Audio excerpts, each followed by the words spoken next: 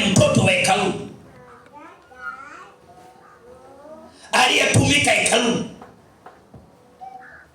Ndio maana hata malaika hakumtokea nyumbani. Malaika alimtokea madhabahuni akiwa anafanya kazi ya Mungu. Ndio maana wewe jiulize, mara nyingi ukija hata kufanya usafi hapa, kama uko rohoni utapata taarifa na kuna majibu utayapata ya maisha yako. Ukiwa unafanya kazi, unaweza kuwa unafagia choo au unafagia hapa, una deki, unapanga viti, kama uko rohoni utapokea majibu yako. Ndio maana wakati mwingine mimi nakataza kufanya usafi kisheria. Zamu ya fulani. Mwache mtu afanye kwa imani. Yaani aguswe toka nyumbani, ajue nina Mungu na Mungu ana nyumba yake, natakiwa nikafanye usafi. Lazima huyo mtu akutane na Mungu. Mariamu alikutana na malaika anayempa habari. Malaika Gabriel alikutana naye akiwa hekaluni. Kwa maana alipozipokea zile habari, pale yeye alikimbilia kwa walezi wake wa kiroho. Anaitwa nani mlezi wake wa kiroho? Elizabeti na nani? Na kuhani Eli. Elizabeti alikuwa ni mume wa nani? Mke wa Eli. Na Eli alikuwa ni kuhani. Alikuwa mtendakazi katika nyumba ya Bwana. Na Mariamu alikuwepo humo. Kwa hiyo hakukimbilia mahali pengine popote, alikimbilia kwa wazazi wake wa nini? Wa kiroho. Mbona hakwenda kwa baba? Mbona hakwenda kwa mama kama yupo? Inawezekana walikuwepo au yatima. Wewe tafiti kwenye Biblia, hutaona huko kwenye Biblia. Bwana Yesu asifiwe. Bwana Yesu asifiwe. Nini nazungumza? Kwa maana leo hata mabinti wengi uchumba umeharibika. Yaani umeharibika kwa sababu anapata mchumba, mtu wa kwanza kumwambia nimepata mchumba, anaenda kumwambia rafiki.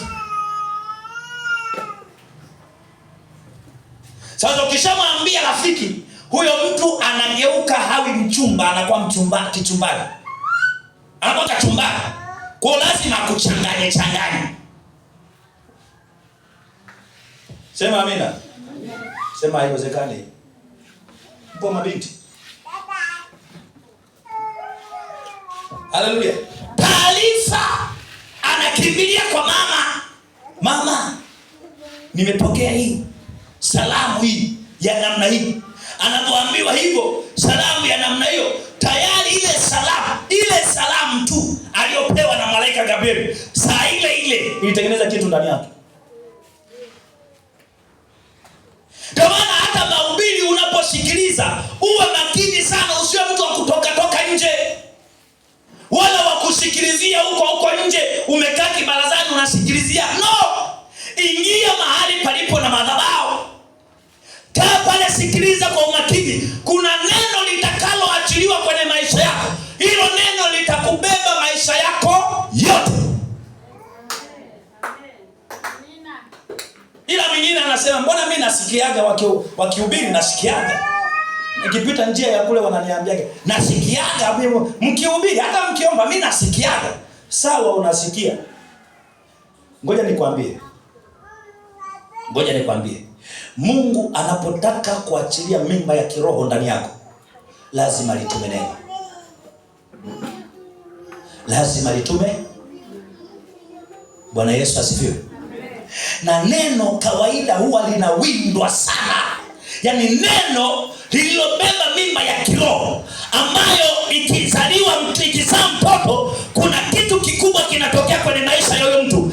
Hilo neno huwa linawindwa sana. Nakupa mfano, sio mfano, ni uhalisia. Biblia, Yohana anaeleza kwa habari ya yule joka, ambaye anasema wakati mwanamke yuko tayari katika hali ya kujifungua, lile joka lilipanua nini? Kinywa chake, ili liweze kummeza nani? Yule mtoto. Hapa anazungumzwa Yesu. Ninachozungumza hiki nini? Maana yake hata pale kulala kwenye hori ya ng'ombe, lengo la shetani ni mtoto Yesu apigwe na baridi kali, awe na kifua ili afe.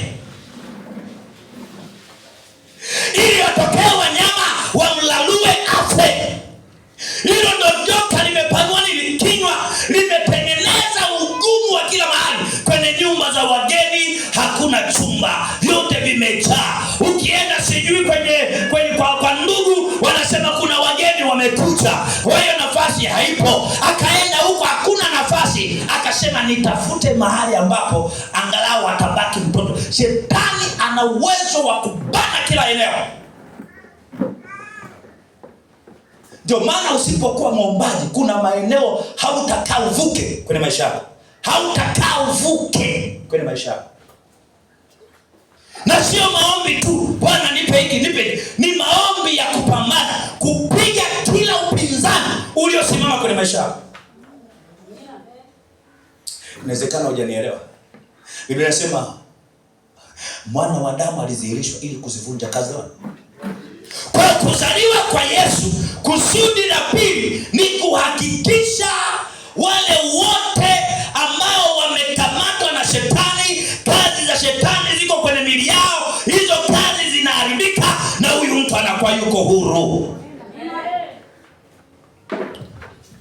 Yaani unaposoma Agano Jipya, kumbuka Agano la Kale lilishazisema hizo habari. Kwa sisi tunaishi kwenye udhihirisho wa nabii ambazo zilitolewa Agano la Kale.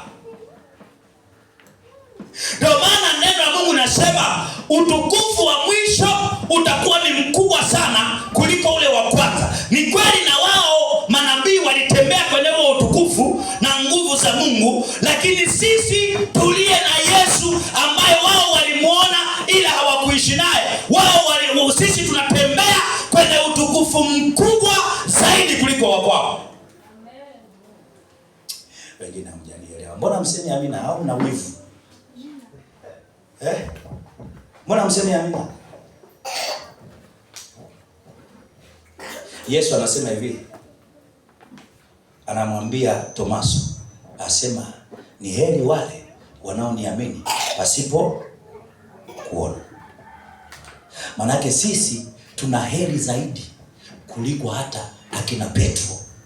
Ni vile wewe ujitambui, ni vile wewe ujifahamu, ni vile wewe ambavyo unachukulia ni kitu cha kawaida. Wewe unachukulia Yesu kuzaliwa, Yesu kuja kwenye maisha yako ni kitu cha nini? Cha kawaida.